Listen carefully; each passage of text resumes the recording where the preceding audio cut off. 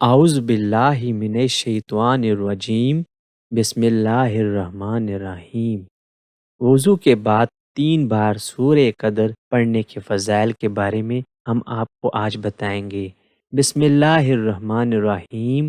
انا انزلناہ فی لیلۃ القدر وما ادراک ما لیلۃ القدر لیلۃ القدر خیر من الف شہر تنزل الملائکۃ والروح فیہا بإذن ربہم من کل امر سلام ہی حتی مطلع الفجر۔